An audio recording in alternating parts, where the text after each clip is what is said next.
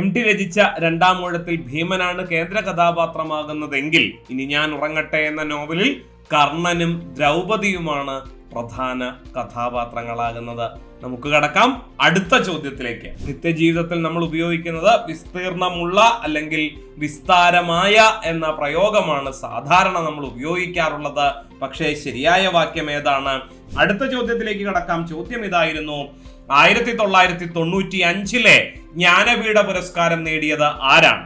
ഇതിൽ ഏതാണ് തേൻ എന്നർത്ഥം വരുന്ന പദം എന്നതാണ് ചോദ്യം. ഉത്തരം കിട്ടിയോ? ഉത്തരം എല്ലാവർക്കും നമസ്കാരം. പുതിയൊരു സെഷനിലേക്ക് ഏവർക്കും സ്വാഗതം. ഇന്നത്തെ ക്ലാസ് കൊണ്ട് ഉദ്ദേശിക്കുന്നത് 2024 നടന്ന ഡിഗ്രി ലെവൽ പരീക്ഷയിലെ മലയാളം ചോദ്യങ്ങൾ മൊത്തത്തിൽ നമുക്കൊന്ന് വിലയിരുത്താം. ഇനിയുള്ള പരീക്ഷകൾ തയ്യാറെടുക്കുന്നവർക്ക് മലയാളം ചോദ്യങ്ങൾ വളരെ എളുപ്പമായി തീരും ഈ ഒരു സെഷൻ കാണുകയാണെങ്കിൽ. അപ്പോൾ എല്ലാവർക്കും സ്വാഗതം. 2024 ഡിഗ്രി ലെവൽ മലയാളം ചോദ്യങ്ങളും അതിന്റെ വിശകലനങ്ങളും. 2024 മെയ് 11 നടന്ന ഡിഗ്രി ലെവൽ പ്രിലിമിനറി പരീക്ഷ ഒന്നാം ഘട്ടം സ്റ്റേജ് 1 ചോദ്യങ്ങൾ നമുക്ക് ആദ്യമായിട്ട് പരിചയപ്പെടാം. 10 ചോദ്യമല്ല, മലയാളവുമായി ബന്ധപ്പെട്ട് Malayalam grammar part, vocabulary part, അതുപോലെ സാഹിത്യം, സംസ്കാരം, കല ഈ വകുപ്പുമായി ബന്ധപ്പെട്ട് 17ഓളം ചോദ്യങ്ങളാണ് ഡിഗ്രി പ്രിലിമിനറി പരീക്ഷയിൽ സ്റ്റേജ് 1 ചോദിച്ചത്. ആ ചോദ്യങ്ങൾ നമുക്ക് ആദ്യം പരിശോധിക്കാം. ഒന്നാമത്തെ ചോദ്യം ഇതായിരുന്നു: ആദ്യത്തെ വയലാർ അവാർഡ് നേടിയ പുസ്തകം ഏതാണ്? രണ്ടാം ഊഴം, അഗ്നിസാക്ഷി, ഉമ്മാച്ചു, ഇനി ഞാൻ ഉറങ്ങട്ടെ. ഇതിൽ ഏത് കൃതിക്കാണ് ആദ്യമായിട്ട് വയലാർ അവാർഡ് ലഭിച്ചത് എന്നതാണ് ചോദ്യം. നിങ്ങൾക്ക് ഉത്തരം അറിയാമോ? ഉത്തരം അറിയാമെങ്കിൽ ഒരു കടലാസ് എടുത്ത് ഇപ്പോഴേ ചോദ്യ നമ്പർ ഇട്ടതിന് ശേഷം ABCD മാർക്ക് ചെയ്തോളൂ.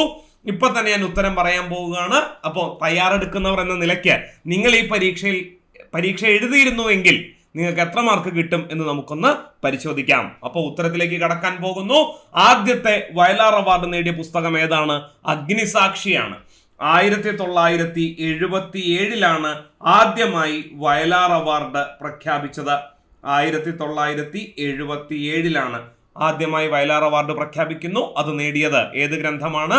ലളിതാംബിക അന്തർജനത്തിന്റെ അഗ്നിസാക്ഷി എന്ന നോവലാണ്. നമുക്കിവിടെ കാണാം പുസ്തകത്തിന്റെ 25ാമത്തെ പതിപ്പിന്റെ പുറംചട്ടയാണ് നമുക്കിവിടെ കാണാൻ സാധിക്കുന്നത്. അവിടെ എഴുതിയിരിക്കുന്ന ഒരു പ്രധാനപ്പെട്ട കാര്യം: കേന്ദ്ര സാഹിത്യ അക്കാദമി അവാർഡും കേരള സാഹിത്യ അക്കാദമി അവാർഡും പ്രഥമ വയലാർ അവാർഡും നേടിയ കൃതി എന്ന വിശേഷണമാണ് കൊടുത്തിട്ടുള്ളത്.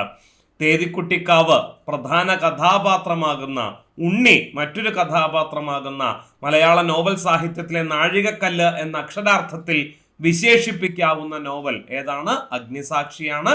രചിച്ചത് ലളിതാംബിക അന്തർജനമാണ്. രണ്ടാം ഊഴം എന്ന നോവൽ രചിച്ചത് MT വാസുദേവൻ നായരാണ്. അതിനും എന്ത് കിട്ടിയിട്ടുണ്ട്?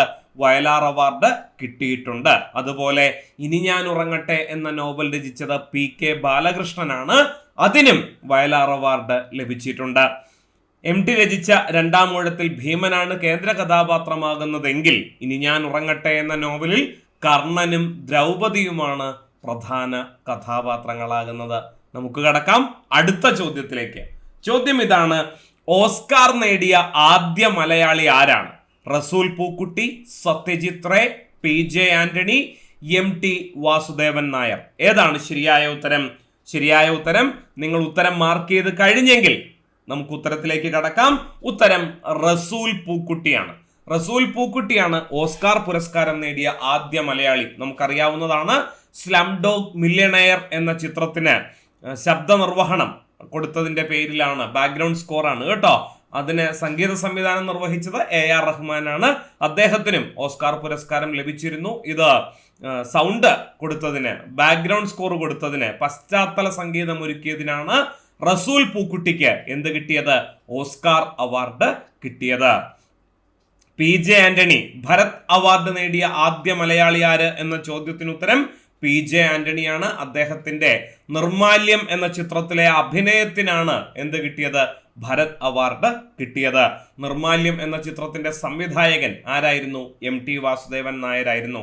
MT വാസുദേവൻ നായരുടെ പള്ളിവാളും കാൽച്ചിലമ്പും എന്ന ചെറുകഥയെ തിരക്കഥയായി ഒരുക്കിയതും സംവിധാനം ചെയ്തതും MT വാസുദേവൻ നായർ തന്നെ. MT വാസുദേവൻ നായർ ആദ്യമായി സംവിധാനം ചെയ്ത ചലച്ചിത്രം ഏതെന്ന് ചോദിച്ചാൽ അതിന്റെ ഉത്തരവും നിർമാല്യം തന്നെ. കടക്കാം അടുത്ത ചോദ്യത്തിലേക്ക്. ചോദ്യം ഇതാണ്: കാട്ടുകുതിര എന്ന സിനിമയുടെ തിരക്കഥാകൃത്ത് ആരാണ്? തകഴി ശിവശങ്കരപിള്ള, PC കുട്ടിക്കൃഷ്ണൻ, SL പുരം സദാനന്ദൻ, രാമു കാര്യാട്ട്. ഏതാ ശരിയായ ഉത്തരം? ശരിയായ ഉത്തരത്തിലേക്ക് കടക്കുന്നു. ഉത്തരം SL പുരം സദാനന്ദനാണ്. SL പുരം സദാനന്ദൻ. നമുക്ക് കാണാം ചിത്രത്തിന്റെ ഒരു പോസ്റ്റർ നമുക്കിവിടെ കാണാൻ സാധിക്കും. കാട്ടുകുതിര എന്നുള്ളത് മലയാളികൾക്ക് മുന്നിൽ ആദ്യമായി എത്തിയത് നാടക രൂപത്തിലായിരുന്നു. ഇത് നമുക്കൊന്ന് സൂം ചെയ്ത് നോക്കിയാൽ, ചലച്ചിത്രത്തിന്റെ പോസ്റ്ററാണ്, ഇതൊന്ന് സൂം ചെയ്ത് നോക്കിയാൽ നമുക്ക് കാണാൻ സാധിക്കും. ആയിരക്കണക്കിന് സ്റ്റേജുകളിലൂടെ ആയിരക്കണക്കിന് കാണികളുടെ പ്രശംസ പിടിച്ചു പറ്റിയ SL പുരത്തിന്റെ പ്രശസ്ത നാടകത്തിന്റെ അതിശക്തമായ ചലച്ചിത്രാവിഷ്കാരം എന്ന് എഴുതിയിരിക്കുന്നത് നമുക്കിവിടെ വായിക്കാൻ സാധിക്കും. കാട്ടുകുതിര എന്ന നാടകം സിനിമയായപ്പോൾ സംവിധാനം ചെയ്തത് PG വിശ്വംഭരനാണ്. തിരക്കഥയൊരുക്കിയത് ആര് തന്നെയാണ്? SL പുരം സദാനന്ദൻ തന്നെയാണ്. പരീക്ഷയ്ക്ക് ആവർത്തിച്ച് ചോദിക്കാറുള്ള ഒരു ചോദ്യമുണ്ട്. ചോദ്യം ഇതാണ്: ചെമ്മീൻ എന്ന നോവൽ സിനിമയായപ്പോൾ അതിന് തിരക്കഥ രചിച്ചതാര് എന്ന ചോദ്യം PSC പരീക്ഷയിൽ ആവർത്തിച്ച് ചോദിക്കുന്നതാണ്. അതിന്റെ ഉത്തരവും ആര് തന്നെയാണ്? SL പുരം സദാനന്ദനാണ് കേട്ടോ. തകഴി എന്ന നോവൽ രചിച്ചത്, ക്ഷമിക്കണം, ചെമ്മീൻ എന്ന നോവൽ രചിച്ചത് തകഴി ശിവശങ്കരപിള്ളയാണ് എന്ന് നമുക്കറിയാം. അതിനെ തിരക്കഥാ രൂപത്തിൽ അവതരിപ്പിച്ചത് SL പുരം സദാനന്ദനാണ്. സിനിമ സംവിധാനം ചെയ്തത് രാമു കാര്യാട്ടാണ്. രാമു കാര്യാട്ടിന് രാഷ്ട്രപതിയുടെ സ്വർണ്ണ മെഡൽ നേടിക്കൊടുത്ത ചിത്രം കൂടിയാണ്. അല്ലെങ്കിൽ മലയാളത്തിന് ആദ്യമായി രാഷ്ട്രപതിയുടെ സ്വർണ്ണ മെഡൽ ലഭിക്കുന്നത് ഏത് ചലച്ചിത്രത്തിലൂടെയാണ്? ചെമ്മീനിലൂടെയാണ്. അതുപോലെ തകഴി ശിവശങ്കരപിള്ളയ്ക്ക് കേന്ദ്ര സാഹിത്യ അക്കാദമി അവാർഡ് നേടിക്കൊടുത്ത നോവലും ചെമ്മീൻ തന്നെയാണ്. കിട്ടിയല്ലോ. അടുത്ത ചോദ്യത്തിലേക്ക് കടക്കാം. ചോദ്യം ഇതാണ്: G ശങ്കരക്കുറുപ്പിന്റെ ഓടക്കുഴലിന് ആമുഖം എഴുതിയത് ആരാണ്? S Guptan Nair, Joseph Mundassery, M Leelavathi, Sukumar Azhikode. ശരിയായ ഉത്തരം S ഗുപ്തൻ നായരാണ്. മനസാസ്മരാമി എന്ന ആത്മകഥ അത് രചിച്ചത് S ഗുപ്തൻ നായർ തന്നെയാണ്. ഇവിടെ ഈ ഒരു ചിത്രം ഉൾപ്പെടുത്താനുള്ള കാരണം ഇതാണ്. നമ്മുടെ പരീക്ഷയ്ക്ക് ആവർത്തിച്ച് ചോദിച്ചിട്ടുള്ള ചോദ്യമാണ്. മനസാസ്മരാമി എന്ന ആത്മകഥയുടെ രചയിതാവ്, അതുപോലെ തന്നെ മനസാസ്മരാമി എന്ന കൃതി ഏത് സാഹിത്യ വിഭാഗത്തിൽ പെടുന്നു? മുൻപ് നടന്നിട്ടുള്ള ഒരുപാട് പരീക്ഷകളിൽ ഈ ചോദ്യം ആവർത്തിച്ചിട്ടുണ്ട്. പക്ഷേ ഓടക്കുഴലിന്റെ ആമുഖം അത് ആദ്യമായിട്ട് ചോദിക്കുന്ന ചോദ്യമാണ്. ഉത്തരം S ഗുപ്തൻ നായർ. S ഗുപ്തൻ നായരാണ് പ്രഥമ ജ്ഞാനപീഠ പുരസ്കാരം ലഭിച്ച കൃതിക്ക് ആമുഖം എഴുതിയത്. 1965 ചരിത്രത്തിൽ ആദ്യമായി ജ്ഞാനപീഠ പുരസ്കാരം പ്രഖ്യാപിച്ചപ്പോൾ അത് നേടിയത് G ശങ്കരക്കുറുപ്പാണ്. ഓടക്കുഴൽ എന്ന കാവ്യ സമാഹാരത്തിലൂടെ. കിട്ടിയല്ലോ. അടുത്ത ചോദ്യത്തിലേക്ക് കടക്കുന്നു. ചോദ്യം ഇതാണ്: കുമാരനാശാൻ അന്തരിച്ച വർഷം 1922, 1924, 1926, 1928. മലയാള സാഹിത്യകാരൻ എന്ന നിലയിലും മലയാള സാഹിത്യ അല്ലെങ്കിൽ മലയാള നവോത്ഥാനകാരൻ, കേരളത്തിന്റെ നവോത്ഥാന നായകൻ എന്നൊക്കെ നിലയിൽ പ്രസിദ്ധനായ കുമാരനാശാനെ കുറിച്ച് സാഹിത്യത്തിലും കേരള ചരിത്രത്തിലും നമുക്ക് ചർച്ച ചെയ്യേണ്ടതായിട്ടുണ്ട്. അദ്ദേഹം അന്തരിച്ച വർഷം വളരെ പ്രധാനപ്പെട്ടത്. ഈ വർഷം ചോദിക്കാൻ ഒരു പ്രത്യേക കാരണം കൂടിയുണ്ട്. എന്താണ്? അദ്ദേഹം നമ്മെ വിട്ടുപിരിഞ്ഞിട്ട് 100 വർഷം തികയുകയാണ്. അതായത് 1924 പല്ലനയാറ്റിലുണ്ടായ റീഡിമർ ബോട്ട് അപകടത്തിലാണ് കുമാരനാശാൻ നമ്മെ വിട്ടുപിരിഞ്ഞത്. നമുക്ക് കാണാൻ സാധിക്കും അദ്ദേഹം 1873 ജനിച്ചത്. 1924 ജനുവരി 16 അദ്ദേഹം നമ്മെ വിട്ടുപിരിഞ്ഞത്. അപ്പോൾ കുമാരനാശാന്റെ ചരമവാർഷികം കൂടിയാണ്, 100ാമത് ചരമവാർഷികം കൂടിയാണ് 2024. അപ്പോൾ 101ാം ചരമവാർഷികമാണ് 2025. അതുകൊണ്ട് വരുന്ന വർഷവും കുമാരനാശാനെ കുറിച്ചുള്ള ചോദ്യം നമുക്ക് പരീക്ഷയിൽ പ്രതീക്ഷിക്കാവുന്നതാണ്. ഈ കാരണമൊന്നും ഇല്ലെങ്കിൽ പോലും കുമാരനാശാനെ കുറിച്ച് എത്ര ചോദ്യങ്ങൾ ആണ് മുൻപ് നടന്നിട്ടുള്ള പരീക്ഷകളിലൊക്കെ ചോദിച്ചിട്ടുള്ളത്. അപ്പോൾ PSCയെ സംബന്ധിച്ചിടത്തോളം കുമാരനാശാൻ വളരെ പ്രധാനപ്പെട്ടൊരു ചോദ്യ സ്രോതസ്സാണ്. വളരെ പ്രധാനപ്പെട്ട ഈ സാഹിത്യ നവോത്ഥാനകാരനെ കുറിച്ചുള്ള ചോദ്യം ഒരുപാട് തവണ പരീക്ഷയ്ക്ക് ചോദിച്ചിട്ടുള്ളതാണ് എന്ന കാര്യം നിങ്ങളെ ഒരിക്കൽ കൂടി ഓർമ്മപ്പെടുത്തിക്കൊണ്ട് അടുത്ത ചോദ്യത്തിലേക്ക് കടക്കുന്നു. ചോദ്യം ഇതാണ്: കാഞ്ചന സീത എന്ന സിനിമയുടെ സംവിധായകൻ ആരാണ്? G Aravindan, Adoor Gopalakrishnan, P Padmarajan, Bharathan.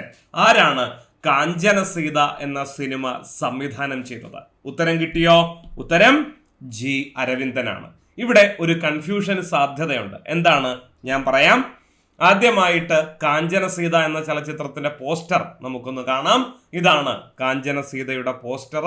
G അരവിന്ദനെ നമുക്ക് ഇവിടെ വലതുവശത്ത് കാണാൻ സാധിക്കും. കാർട്ടൂണിസ്റ്റ് എന്ന നിലയിലും സിനിമാ സംവിധായകൻ എന്ന നിലയിലും മലയാള സാഹിത്യത്തിൽ തന്നെ തൻ്റെതായ ഇടം നേടിയ അതുല്യ സാഹിത്യകാരനാണ് ജി അരവിന്ദൻ. കൺഫ്യൂഷന്റെ കാര്യം ഇതാണ്: കാഞ്ചന സീത എന്ന സിനിമ പോലെ തന്നെ കാഞ്ചന സീത എന്ന പേരിൽ എന്തുമുണ്ട്? നാടകവുമുണ്ട്. നാടകം രചിച്ചത് ഇവിടെ എടുത്തു ചോദിച്ചിട്ടുണ്ടായിരുന്നു. കാഞ്ചന സീത എന്ന സിനിമ സംവിധാനം ചെയ്തത് ആര് എന്ന് എടുത്തു ചോദിച്ചിരുന്നു. കാഞ്ചന സീത എന്ന നാടകത്തെ കുറിച്ചായിരുന്നു ചോദ്യമെങ്കിൽ ഉത്തരം എങ്ങോട്ട് പോകുമായിരുന്നു? C N Sreekantan Nair. അദ്ദേഹം രാമായണത്തെ അധികരിച്ച് സി എൻ ശ്രീകണ്ഠൻ നായർ 3 നാടകങ്ങൾ രചിച്ചിട്ടുണ്ട്. അവയാണ് രാമായണ നാടകത്രയം എന്നറിയപ്പെടുന്നത്. ദശരഥനെ കേന്ദ്ര കഥാപാത്രമാക്കിക്കൊണ്ട് സാകേതം എന്ന നാടകവും, അതുപോലെ രാവണനെ കേന്ദ്ര കഥാപാത്രമാക്കിക്കൊണ്ട് ലങ്കാലക്ഷ്മി എന്ന നാടകവും, അതുപോലെ സീതയെ കേന്ദ്ര കഥാപാത്രമാക്കിക്കൊണ്ട് കാഞ്ചന സീത എന്ന നാടകവും രചിച്ചത് ആരാണ്? സി എൻ ശ്രീകണ്ഠൻ നായരാണ്. അപ്പൊ പറഞ്ഞു വന്നത്, കാഞ്ചന സീത എന്ന നാടകം രചിച്ചത് ആര് എന്ന ചോദ്യത്തിന് ഉത്തരം സി എൻ ശ്രീകണ്ഠൻ നായരും, കാഞ്ചന സീത എന്ന സിനിമയുടെ സംവിധായകൻ ആര് എന്ന ചോദ്യത്തിന് ജി അരവിന്ദൻ എന്നും ഉത്തരം എഴുതേണ്ടതാണ്. പരീക്ഷയ്ക്ക് ഇത് ആവർത്തിച്ച് ചോദിച്ചിട്ടുള്ളതാണ്. അടുത്ത ചോദ്യത്തിലേക്ക് കടക്കാം. ചോദ്യം ഇതാണ്: കേരളത്തിലെ ഏത് ജില്ലയിലാണ് തുഞ്ചൻ പറമ്പ് സ്ഥിതി ചെയ്യുന്നത്? പാലക്കാട്, മലപ്പുറം, കോഴിക്കോട്, തൃശ്ശൂര്. ഉത്തരം എല്ലാവർക്കും അറിയാവുന്നതാണ്. ഏതാണ് ശരിയായ ഉത്തരം? മലപ്പുറമാണ്. മലപ്പുറത്താണ് തുഞ്ചൻ പറമ്പ് സ്ഥിതി ചെയ്യുന്നത്. എന്താണ് തുഞ്ചൻ പറമ്പ്? നമുക്കറിയാം, മലയാള ഭാഷയുടെ പിതാവായ എഴുത്തച്ഛന്റെ ജന്മസ്ഥലമാണ് തിരൂര് സ്ഥിതി ചെയ്യുന്ന തുഞ്ചൻ പറമ്പ്. അത് മലപ്പുറം ജില്ലയിലാണ്. അദ്ദേഹത്തോടുള്ള ആദര സൂചകമായിട്ടാണ് മലയാള സർവകലാശാല എവിടെ ആരംഭിച്ചത്? തിരൂര് തുഞ്ചൻ പറമ്പിൽ ആരംഭിച്ചത്.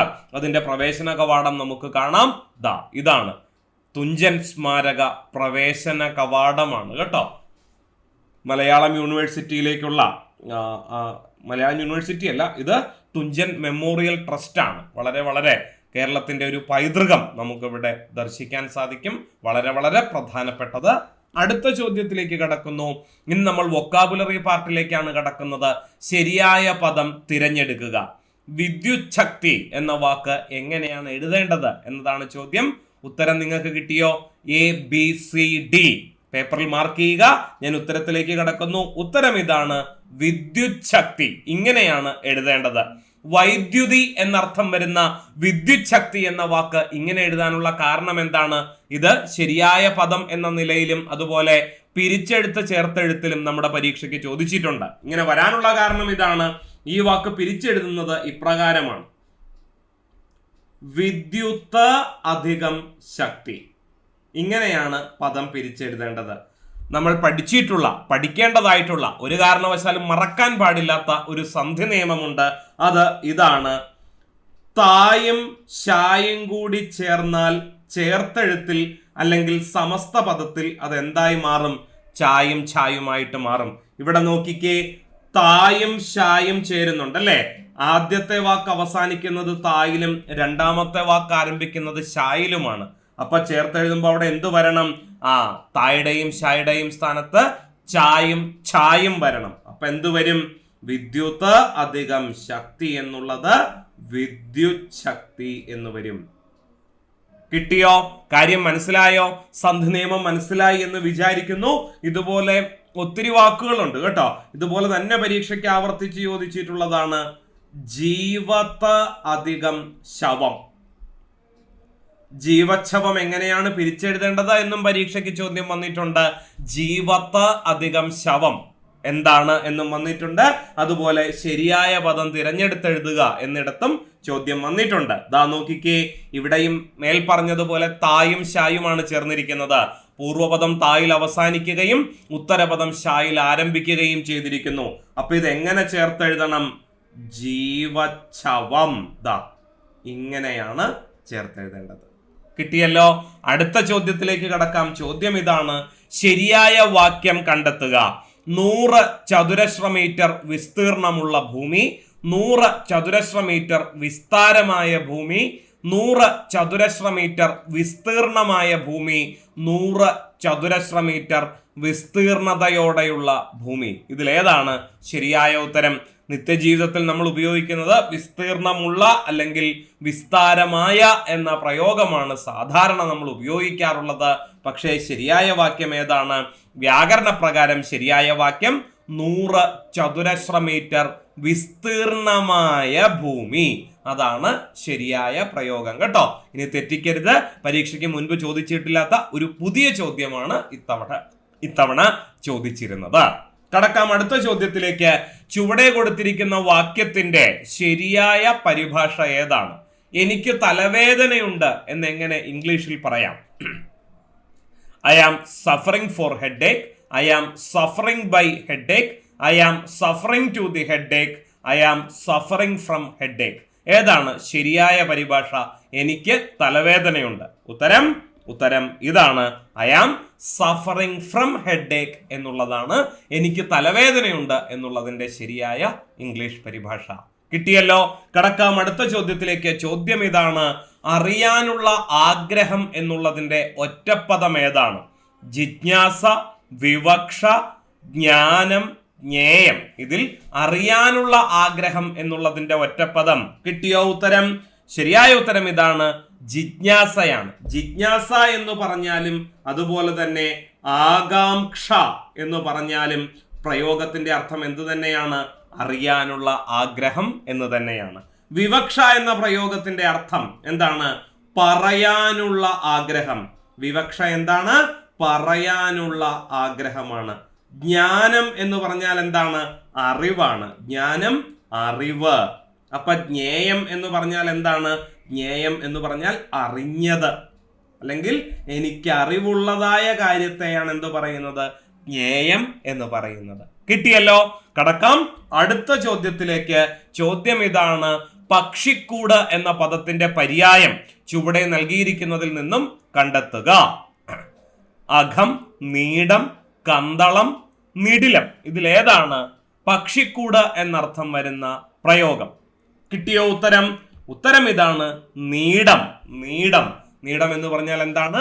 പക്ഷിക്കൂടാണ്. നമുക്കറിയാം, വിശ്വഭാരതി സർവകലാശാലയുടെ പ്രവേശന കവാടത്തിൽ എഴുതി വച്ചിരിക്കുന്നത് ജഗത് ഏക പക്ഷിനീടം എന്നാണ്. ഈ പ്രപഞ്ചത്തെ മൊത്തത്തിൽ ഒരു പക്ഷിക്കൂട് പോലെ കണ്ട വിശാലമായ മനസ്സിന്റെ ഉടമയാണ് രവീന്ദ്രനാഥ ടാഗോർ. അദ്ദേഹത്തെയാണ് നമ്മൾ ഇന്ത്യയുടെ ദേശീയ കവി എന്ന് വിളിക്കുന്നത്.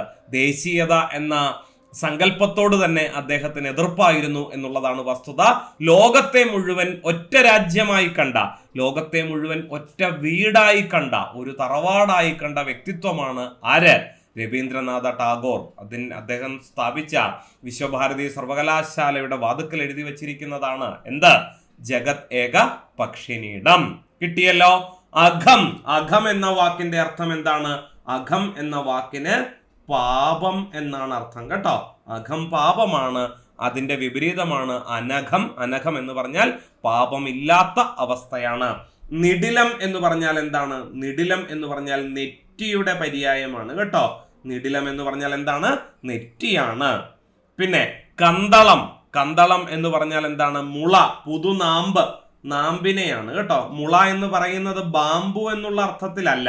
പിന്നെയോ ഈ ചെടിക്ക് മുള വരിക എന്ന് നമ്മൾ പറയുമല്ലോ. ചെടിക്ക് മുള വരുന്നത്, പുതുനാമ്പ് വരുന്നത്, അതിനെയാണ് കന്തളം എന്ന് പറയുന്നത് കേട്ടോ. മുളയുടെ പര്യായമാണ്. കിട്ടിയല്ലോ. അടുത്ത ചോദ്യത്തിലേക്ക് കടക്കാം. ചോദ്യം ഇതാണ്: ചേർത്തെഴുതുക വാക് അധികം വാദം. ഇത് ചേർത്തെഴുതുമ്പോൾ എന്ത് കിട്ടും എന്നുള്ളതാണ് ചോദ്യം. ഉത്തരം കിട്ടിയിരുന്നോ? ഉത്തരത്തിലേക്ക് കടക്കുന്നു. വാഗ്വാദം. ഇങ്ങനെയാണ് എഴുതേണ്ടത്. ഇതിന്റെ പിന്നിൽ ഒരു സന്ധി നിയമമുണ്ട്. എന്താണ് അതിന്റെ കാരണം? സന്ധി ചെയ്യുമ്പോൾ പൂർവപദത്തിന്റെ ഒടുവിലുള്ള ഖരവർണം ചേർത്തെഴുത്തിൽ എന്താകും? മൃദുവാകും എന്നുള്ളതാണ്. ഏതൊക്കെയാണ് മലയാളത്തിലെ ഖരവർണ്ണങ്ങൾ?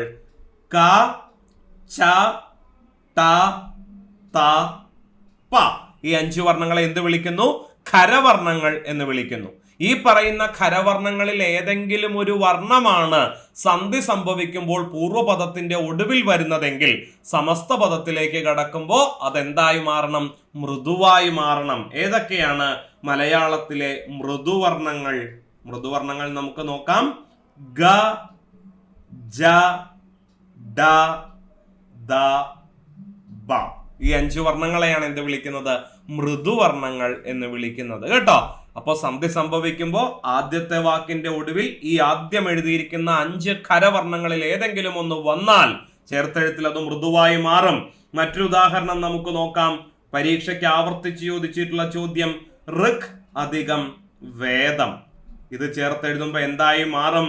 നമ്മൾ നേരത്തെ പറഞ്ഞതുപോലെ പൂർവപദത്തിന്റെ ഒടുവിൽ ക എന്ന ഖരവർണ്ണമാണ് കിടക്കുന്നത്. അതുകൊണ്ട് ചേർത്തെഴുത്തിൽ ഈ ക ആരായിട്ട് മാറണം? മൃദുവായിട്ട് മാറണം. അതായത് ദാ ഇങ്ങനെ മാറും. കിട്ടിയല്ലോ. ഇനി ഒരുപാട് ഉദാഹരണങ്ങൾ നമുക്ക് ചൂണ്ടിക്കാണിക്കാനായിട്ട് സാധിക്കും. അതുപോലെ മറ്റൊരു പ്രധാനപ്പെട്ട കാര്യമാണ് വായെന്ന ശബ്ദം. വായെന്ന ശബ്ദം ചേർത്തെഴുത്തിൽ, അതായത് രണ്ടാമത്തെ വാക്കിന്റെ ആദ്യത്തെ അക്ഷരമായിട്ടാണ് വായെന്ന അക്ഷരം വരുന്നതെങ്കിൽ ചേർത്തെഴുത്തിൽ ഇത് ഈ ചിഹ്നമായിട്ട് മാറും കേട്ടോ. ഈ ചിഹ്നമായിട്ട് മാറും. അതുപോലെ തന്നെ യാ എന്ന ശബ്ദമാണ് വരുന്നതെങ്കിൽ, യാ എന്ന അക്ഷരമാണ് പൂർവപദത്തിന്റെ ഒടുവിലോ അല്ലെങ്കിൽ ഉത്തരപദത്തിന്റെ ആദിയിലോ വരുന്നതെങ്കിൽ ചേർത്തെഴുത്തിൽ ഈ യാ ആരായിട്ട് മാറും?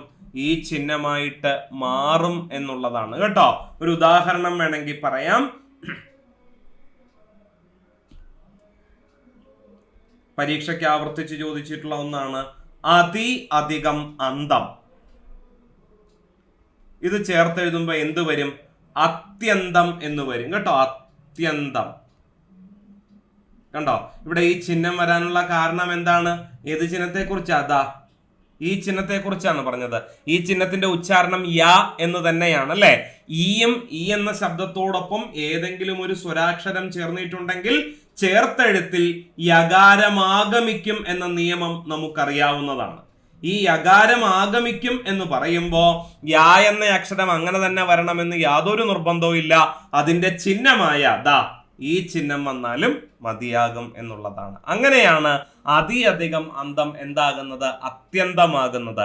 പ്രതി അധികം ഏകം എന്തായിട്ട് മാറുന്നു? പ്രത്യേകം ആയിട്ട് മാറുന്നുണ്ട്. കിട്ടിയല്ലോ. അടുത്ത ചോദ്യത്തിലേക്ക് കടക്കാം. ചോദ്യം ഇതാണ്: അമരം എന്ന പദത്തിന്റെ വിപരീത പദം ഏതാണ്? ഭ്രമരം, അണിയം, അനാമരം, നിരാമരം. ഏതാണ് ശരിയായ ഉത്തരം?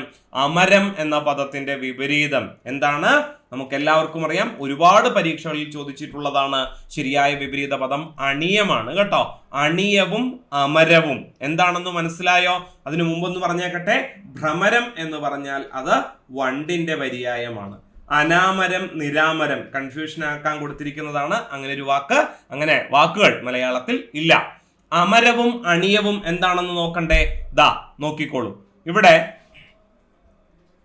2 എന്ന് മാർക്ക് ചെയ്തിരിക്കുന്ന ഇടം, അതായത് ദാ ഈ ഭാഗം കേട്ടോ, ഈ ഭാഗം വഞ്ചിയുടെ അല്ലെങ്കിൽ വള്ളത്തിന്റെ ഈ ഭാഗത്തെയാണ് എന്ത് പറയുന്നത്?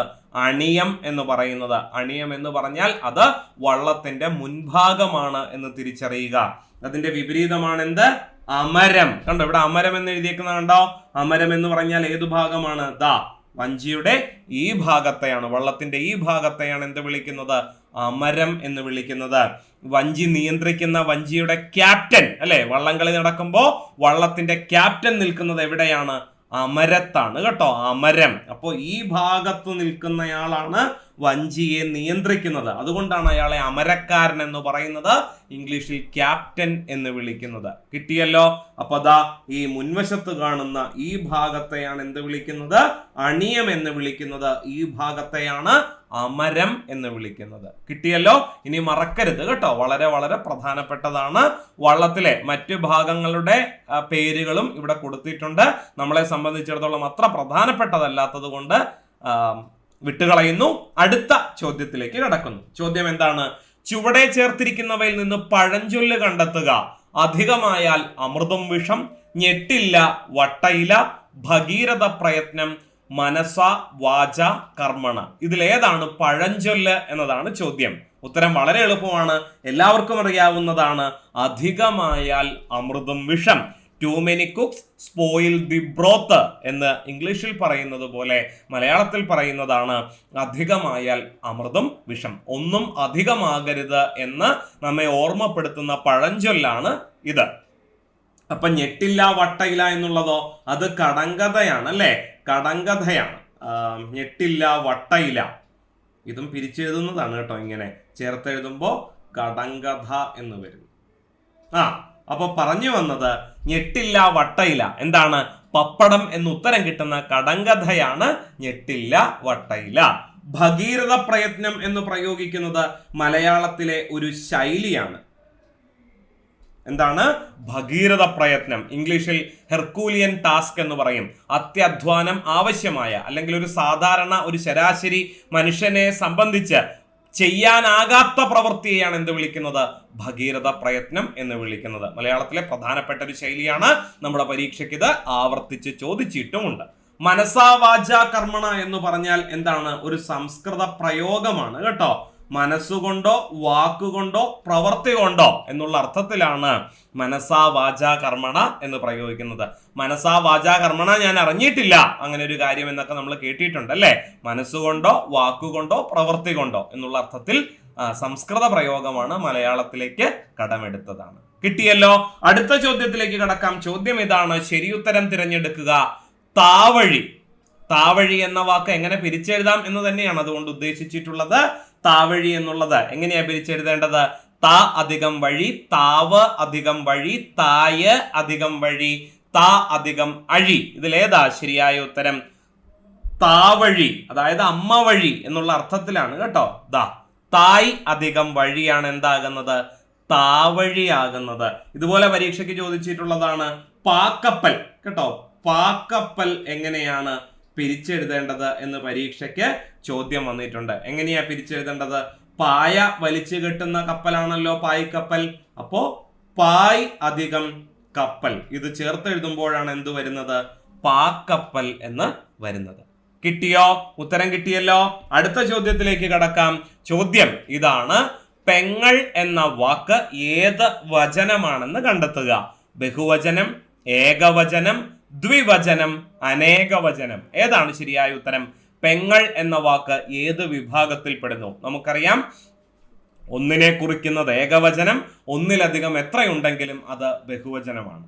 മലയാളത്തിൽ ഇല്ലാത്തതും സംസ്കൃതത്തിൽ ഉള്ളതുമായ വചന വിഭാഗമാണ് ബഹുവചനം. സംസ്കൃതത്തിന്റെ രീതി എന്താണ്? ഒന്നേ ഉള്ളൂവെങ്കിൽ ഏകവചനം, രണ്ടെണ്ണം ഉണ്ടെങ്കിൽ ദ്വിവചനം, രണ്ടിലധികം എത്രയുണ്ടെങ്കിലും അത് ബഹുവചനം. അത് സംസ്കൃതത്തിന്റെ രീതി. പരീക്ഷയ്ക്ക് വന്നിട്ടുണ്ട് കേട്ടോ. മലയാളത്തിൽ ഇല്ലാത്തതും സംസ്കൃതത്തിൽ ഉള്ളതുമായ വചന വിഭാഗം ഏതാണ്? ദ്വിവചനമാണ്. പക്ഷേ നമ്മുടെ പ്രശ്നം അതല്ല. പെങ്ങൾ എന്ന വാക്ക് ഇതിൽ ഏത് വിഭാഗത്തിൽ പെടുന്നു എന്നുള്ളതാണ് ചോദ്യം. പെങ്ങൾ എന്ന് പറഞ്ഞാൽ ആരാ? സിസ്റ്റർ ആണ്. ഒന്നിലധികം ആൾക്കാരുണ്ടോ? ഇല്ല. അപ്പൊ ശരിയായ ഉത്തരം ഏകവചനമാണ്. പെങ്ങൾ എന്ന വാക്ക് ഏകവചനത്തിലാണ് ഉൾപ്പെടുന്നത്. ഇത് ഇത്ര വലിയ ചോദ്യമാണോ എന്നൊരു സംശയമുണ്ടെങ്കിൽ ഇതിനുള്ള കാരണം, ഇത് ചോദിക്കാനുള്ള കാരണം എന്താണെന്നറിയുവോ? ഏകവചനത്തെ കുറിക്കാൻ അല്ലെങ്കിൽ സിംഗുലറിനെ കുറിക്കാൻ മലയാളത്തിലോ ഇംഗ്ലീഷിലോ പ്രത്യയങ്ങളൊന്നുമില്ല. ഈ പറയുന്ന ഏകവചനത്തെ ബഹുവചനമാക്കാൻ മലയാളത്തിൽ രണ്ട് പ്രത്യയങ്ങൾ ചേർക്കുന്നു. ഏതൊക്കെയാ? അർ അല്ലെങ്കിൽ കൾ.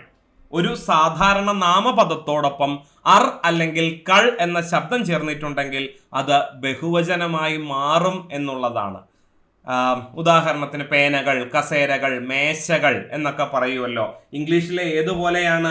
ഇംഗ്ലീഷിൽ എസും ഇഎസും ചേർക്കുന്നത് പോലെയാണ് മലയാളത്തിൽ അർ അല്ലെങ്കിൽ കൾ എന്ന ശബ്ദം ചേർക്കുന്നത്. അപ്പോൾ പെട്ടെന്ന് നമ്മൾ എന്ത് തോന്നും, ഈ പെങ്ങൾ എന്ന വാക്കിന്റെ ഒടുവിൽ കാണുന്ന ശബ്ദം അല്ലെ, ഇത് കൾ എന്ന ശബ്ദമാണ്, അതുകൊണ്ട് ഇത് ബഹുവചനമാണെന്ന് പെട്ടെന്ന് ചിന്തിക്കാൻ സാധ്യതയുണ്ട്.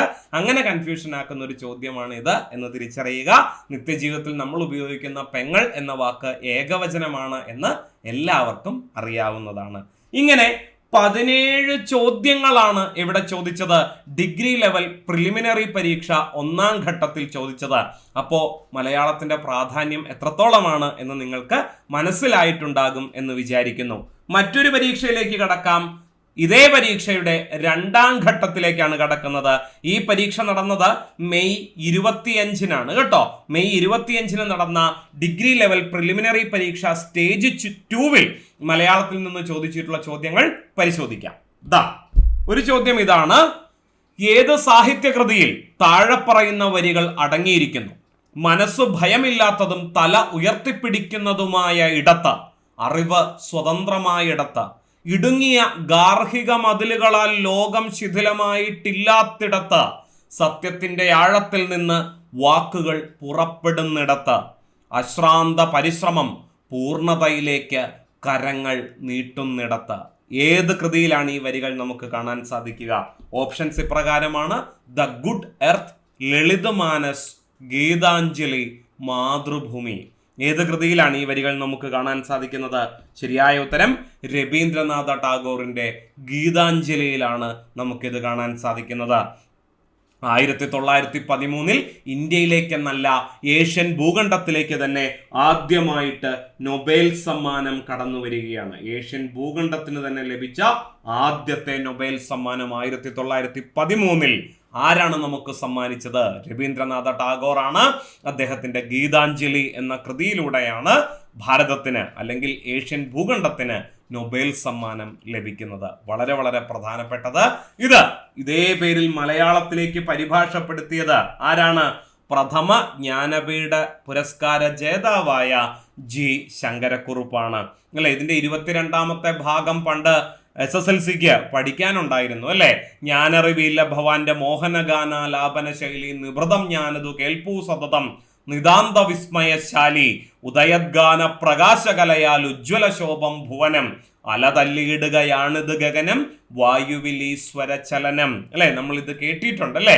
വളരെ വളരെ പ്രധാനപ്പെട്ട കൃതിയാണ് ഗീതാഞ്ജലി. അതിലെ വരികളാണ് പരീക്ഷയ്ക്ക് ചോദിച്ചിട്ടുണ്ടായിരുന്നത്. അടുത്ത ചോദ്യത്തിലേക്ക് കടക്കാം. ചോദ്യം ഇതായിരുന്നു: 1995 ജ്ഞാനപീഠ പുരസ്കാരം നേടിയത് ആരാണ്? UR Ananthamurthy, MT Vasudevan Nair, ONV Kurup, Mahasweta ദേവി. ഇതിലാർക്കാണ് 95 ജ്ഞാനപീഠ പുരസ്കാരം ലഭിച്ചത് എന്നാണ് ചോദ്യം. ഉത്തരം കിട്ടിയോ?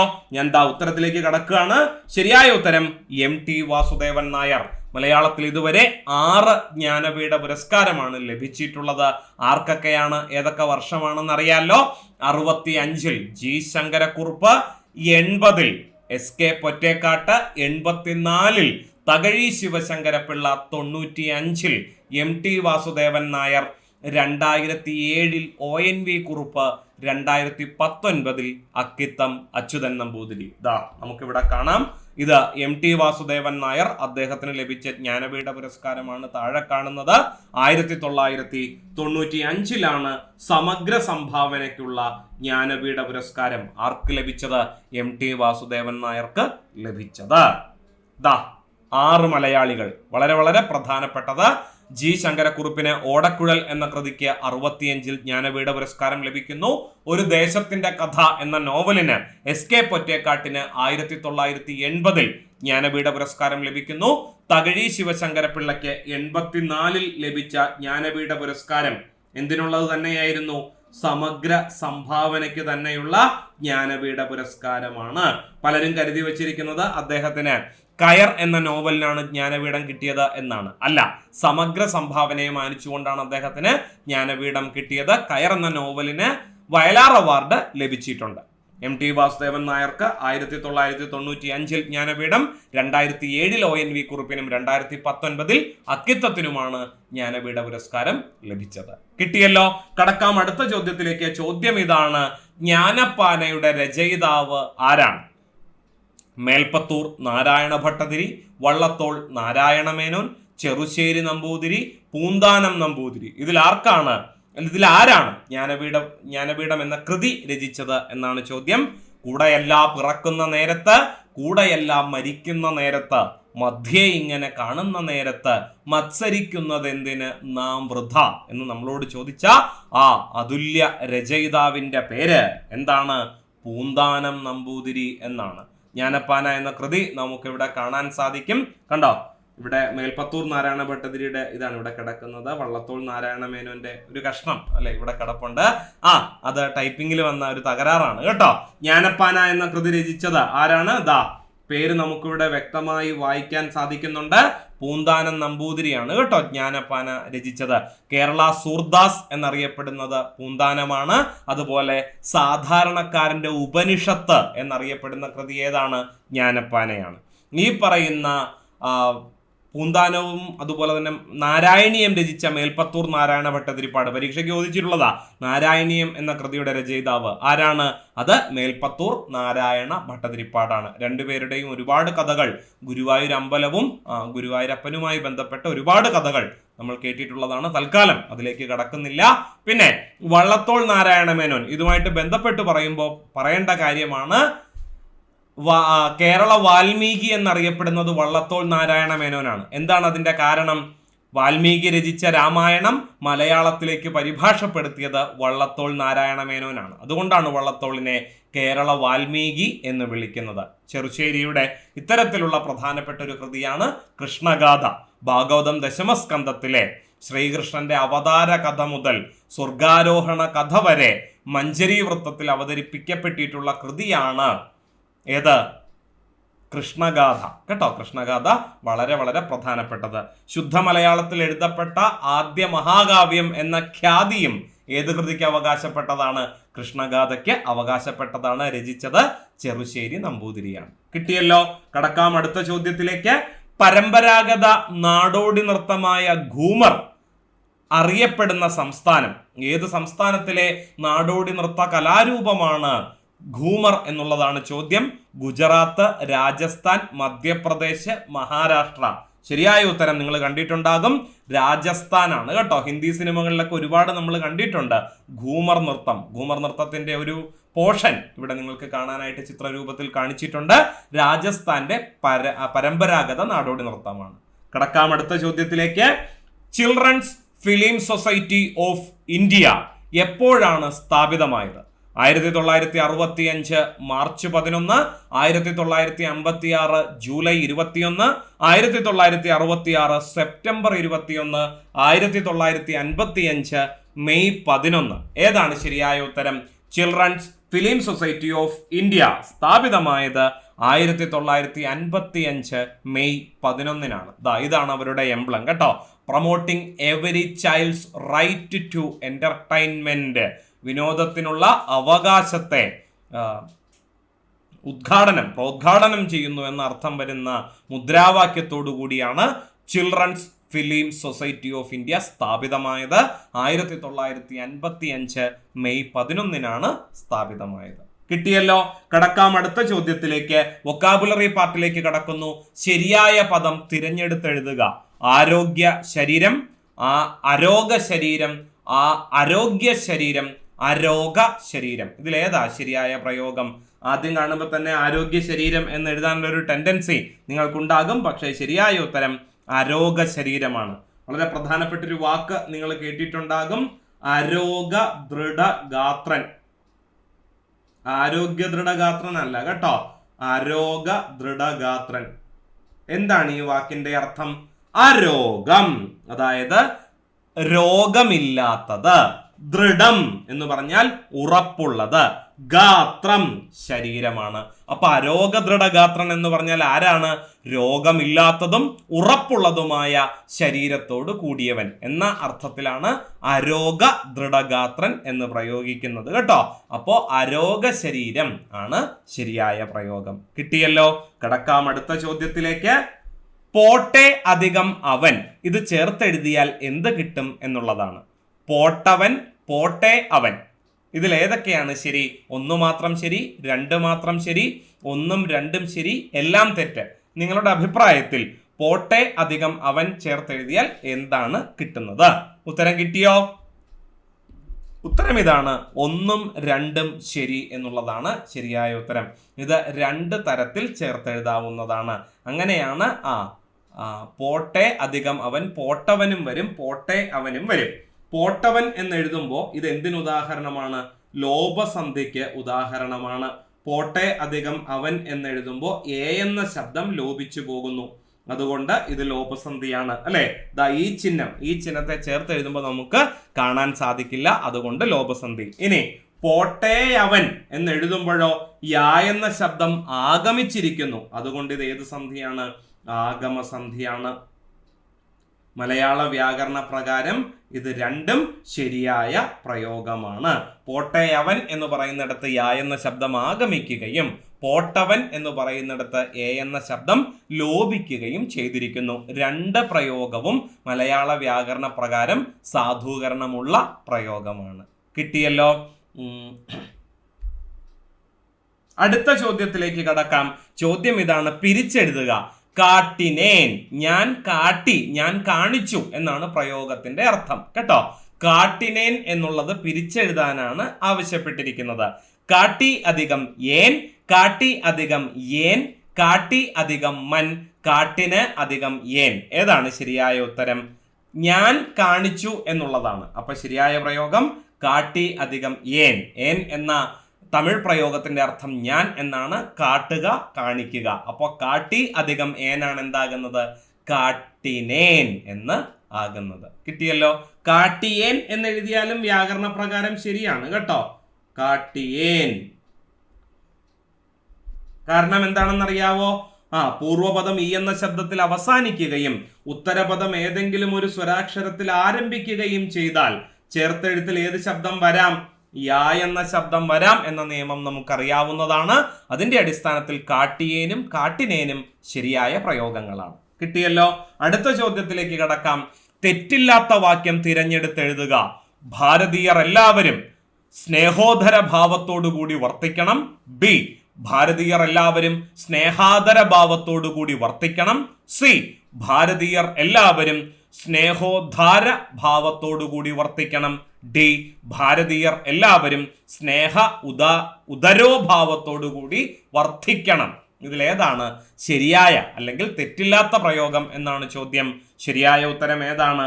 ഭാരതീയർ എല്ലാവരും സ്നേഹാദര ഭാവത്തോടുകൂടി വർത്തിക്കണം. സ്നേഹവും ആദരവും അതിന്റെ ഒറ്റപ്പദമാണ് സ്നേഹാദരം. സ്നേഹോദരം എന്ന് വരില്ല, സ്നേഹാദരം എന്നേ വരുള്ളൂ. ഉദരം എന്ന് പറഞ്ഞാൽ വയറാണ്. ഇവിടെ വയറുമായി ബന്ധപ്പെട്ടല്ല, റെസ്പെക്റ്റ് ആണ്. ആദരം എന്നർത്ഥം വരുന്ന വാക്കാണ് വേണ്ടത്. അപ്പൊ ഭാരതീയർ എല്ലാവരും സ്നേഹാദര ഭാവത്തോടു കൂടി വർത്തിക്കണം എന്നുള്ളതാണ് ശരിയായ പ്രയോഗം. കിട്ടിയല്ലോ. കടക്കാം അടുത്ത ചോദ്യത്തിലേക്ക്. പരിഭാഷയുമായി ബന്ധപ്പെട്ടതാണ് ചോദ്യം. No action seems to be call for on our part എന്നതിന് യോജിച്ച മലയാള വിവർത്തനം എടുത്തെഴുതുക. നമ്മുടെ ഭാഗത്തു നിന്ന് എടുത്ത നടപടി ഉചിതമായി തോന്നുന്നില്ല. ബി, നമ്മുടെ ഭാഗത്തു നിന്ന് പ്രവൃത്തി എടുക്കാൻ വിളിച്ചതായി കാണുന്നില്ല. നമ്മൾ ആവശ്യപ്പെട്ടതിന് ഒരു പ്രതികരണവും ഉണ്ടായതായി കാണുന്നില്ല. നമ്മുടെ ഭാഗത്തു നിന്ന് എന്തെങ്കിലും നടപടി എടുക്കേണ്ടതായി തോന്നുന്നില്ല. ഇതിലേതാണ് ശരിയായ പ്രയോഗം? ശരിയായ പ്രയോഗം ഓപ്ഷൻ ഡി ആണ്. നമ്മുടെ ഭാഗത്തു നിന്ന് എന്തെങ്കിലും നടപടി എടുക്കേണ്ടതായി തോന്നുന്നില്ല. നോ ആക്ഷൻ, നടപടി വേണ്ട. സീംസ് ടു ബി, എടുക്കേണ്ടതില്ല എന്നുള്ള അർത്ഥത്തിൽ. കാൾ ഫോർ എന്ന് പറഞ്ഞാൽ എന്താണ് അതുകൊണ്ട് ഉദ്ദേശിക്കുന്നത്? ആവശ്യപ്പെടുക എന്നുള്ളതാണ് കേട്ടോ. ആവശ്യപ്പെടുക. ഓൺ അവർ പാർട്ട്, നമ്മുടെ ഭാഗത്തു നിന്ന്. അപ്പോ നമ്മുടെ ഭാഗത്തു നിന്ന് ഏതെങ്കിലും ഒരു നടപടി അല്ലെ ആവശ്യപ്പെടേണ്ടതായി തോന്നുന്നില്ല. അത് പദാനുപദ തർജ്ജമ ചെയ്യുമ്പോഴാണ് കേട്ടോ. ഏതർത്ഥത്തിലാണ് ഇത് പരിഭാഷപ്പെടുത്തിയിരിക്കുന്നത്? ഇതിന് അല്ലെ, ഈ ഒരു പ്രവൃത്തിക്ക് നമ്മൾ പ്രതികരിക്കേണ്ടതില്ല എന്നുള്ള അർത്ഥത്തിലാണ്, അല്ലെങ്കിൽ തുടർ നടപടി എടുക്കേണ്ടതില്ല എന്നുള്ള അർത്ഥത്തിലാണ് ഇങ്ങനൊരു വാക്യം ഇംഗ്ലീഷിൽ പ്രയോഗിക്കുന്നത്. കിട്ടിയല്ലോ. കടക്കാം അടുത്ത ചോദ്യത്തിലേക്ക്. തേൻ എന്നർത്ഥം വരുന്ന പദം എടുത്തെഴുതുക എന്നുള്ളതാണ് ചോദ്യം. മധുദ്രം, മധുപം, മധ്വകം, മധൂലി ഇതിൽ ഏതാണ് തേൻ എന്നർത്ഥം വരുന്ന പദം എന്നതാണ് ചോദ്യം. ഉത്തരം കിട്ടിയോ? ഉത്തരം മധൂലിയാണ്. മധൂലി എന്ന് പറഞ്ഞാൽ അതെന്താണ്? തേനിന്റെ പര്യായമാണ്. മധു, മരന്തം, മടു അല്ലെ? മധു, മരന്തം, മടു, ഇതൊക്കെ എന്തിന്റെ പര്യായമാണ്? തേനിന്റെ പര്യായമാണ് എന്നുള്ളതാണ്. അപ്പോ സ്വാഭാവികമായിട്ടും സംശയം തോന്നാം, മധുദ്രം, മധുപം, മധ്വകം ഇതൊക്കെ എന്താണ് എന്നൊരു സംശയം സ്വാഭാവികമായിട്ടും ഉണ്ടാകാം. വണ്ട് അല്ലെങ്കിൽ തേനീച്ച എന്നർത്ഥം വരുന്ന 3 പദങ്ങളാണ് മധുദ്രം, മധുപം, മധ്വകം. നമുക്കറിയാം അളി, ഭ്രമരം, മധുപം, അതുപോലെ ഭൃംഗം ഇതൊക്കെ എന്തിന്റെ പര്യായമാണ്? വണ്ട് അല്ലെങ്കിൽ തേനീച്ചയുടെ പര്യായ പദമാണ്. ഭ്രമരം അല്ലെ? ഇതൊക്കെ നമ്മൾ ഉപയോഗിക്കാറുള്ള പദങ്ങളാണ്. കിട്ടിയല്ലോ? കടക്കാം അടുത്ത ചോദ്യത്തിലേക്ക്. ചോദ്യം ഇതാണ്: കൊത്തിക്കൊണ്ട് പറക്കാനും വയ്യ, ഇട്ടേച്ചു പോകാനും വയ്യ എന്നതിന് സമാന സന്ദർഭത്തിൽ പ്രയോഗിക്കാവുന്ന മറ്റൊരു പഴഞ്ചൊല്ല് ഏതാണ്? കക്ഷത്തിലിരിക്കുന്നത് വീഴുകയുമരുത്, ഉത്തരത്തിലിരിക്കുന്നത് എടുക്കുകയും വേണം. ഓപ്ഷൻ ബി, മധുരിച്ചിട്ട് തുപ്പാനും മേല, കച്ചിട്ടിറക്കാനും മേല. സി, അമ്മയോടുകൂടി മരിക്കുകയും വേണം, അച്ഛനോടുകൂടി ഇരിക്കുകയും വേണം. ഓപ്ഷൻ ഡി, പാല് കൊടുത്ത കയ്യിന് തന്നെ കൊത്തു കിട്ടുക. ഇതിലേതാണ് കൊത്തിക്കൊണ്ട് പറക്കാനും വയ്യ, ഇട്ടേച്ചു പോകാനും വയ്യ എന്നതിന് സമാനമായ പഴഞ്ചൊല്ല്? വളരെ എളുപ്പമാണ്, കിട്ടിയിട്ടുണ്ടാകും.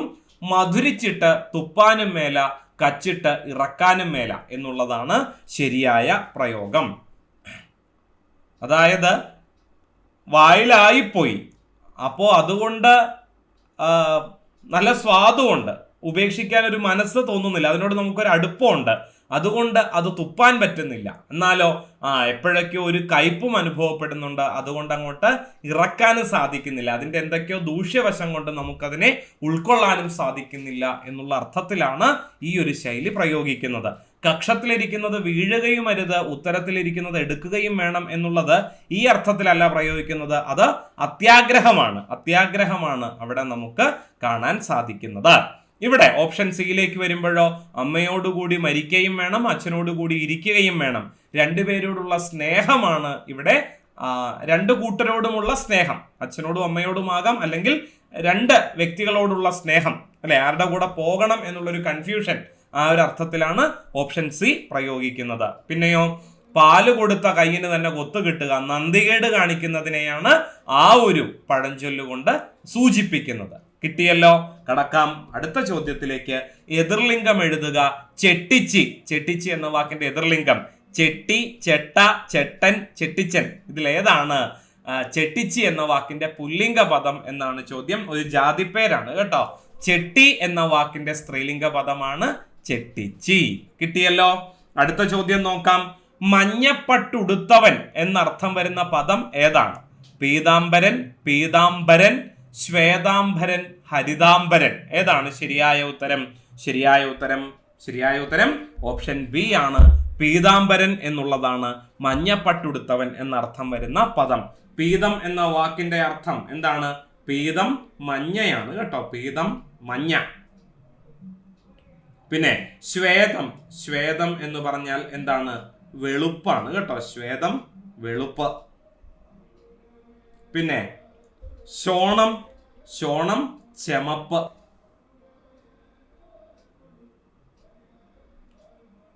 അതുപോലെ ഹരിതം എന്ന് പറഞ്ഞാൽ പച്ചയാണ് കേട്ടോ, ഹരിതം പച്ച. പീതാംബരൻ എന്ന് വിളിക്കുന്നത് ആരെയാണ്? ശ്രീകൃഷ്ണ ഭഗവാന്റെ പര്യായമാണ് കേട്ടോ. പീതാംബരൻ, മഞ്ഞപ്പട്ടുടുത്തവൻ ആരാണ്? ശ്രീകൃഷ്ണന്റെ പര്യായ പദമാണ്. സമാസം ചോദിക്കുകയാണെങ്കിൽ അത് ബഹുവ്രീഹി സമാസത്തിന് ഉദാഹരണമാണ്. അടുത്ത ചോദ്യത്തിലേക്ക് കടക്കുന്നു. ധൃതി എന്ന പദത്തിന്റെ അർത്ഥം എന്താണ്? ഉറപ്പ്, സ്ഥൈര്യം, തിടുക്കം, വേഗം. 1 മാത്രം ശരി, 2 മാത്രം ശരി, 3ഉം 4ഉം മാത്രം ശരി, എല്ലാം ശരി. ധൃതി എന്ന വാക്കിന് തിടുക്കം, വേഗം എന്നൊക്കെ അർത്ഥം നമുക്കറിയാം. അപ്പൊ 3ഉം 4ഉം മാത്രമാണോ ശരി? അല്ല കേട്ടോ.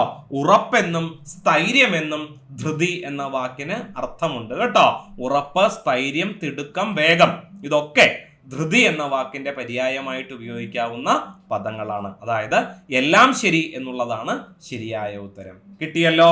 അപ്പോ 2024 ചോദിച്ച ഡിഗ്രി ലെവൽ പരീക്ഷകൾ ഇവിടം കൊണ്ട് അവസാനിക്കുന്നില്ല. ഇവിടെ നമ്മൾ ചർച്ച ചെയ്തത് 2 ചോദ്യ പേപ്പർ മാത്രമാണ്, അല്ലെങ്കിൽ നമ്മുടെ ഈ ചർച്ചയുടെ 1-ാം ഭാഗം മാത്രമാണ് നമ്മൾ ഇവിടെ കണ്ടത്. ഇതിന്റെ തുടർച്ചയായിട്ട് ഇതിന്റെ ഒരു 2-ാം ഭാഗം നമ്മൾ കാണും. നമ്മുടെ പ്രിലിമിനറി ഡിഗ്രി ലെവൽ പരീക്ഷയുടെ 3-ാം ഘട്ടത്തിലെ ചോദ്യ പേപ്പർ നമുക്ക് ചർച്ച ചെയ്യേണ്ടതുണ്ട്. അതുപോലെ തന്നെ SI പരീക്ഷയിലെ മലയാളം ചോദ്യങ്ങളും നമുക്ക് ചർച്ച ചെയ്യേണ്ടതുണ്ട്. അടുത്ത സെഷനിൽ ആ 2 ചോദ്യ പേപ്പർ കൂടി നമ്മൾ ചർച്ച ചെയ്യുന്നതായിരിക്കും.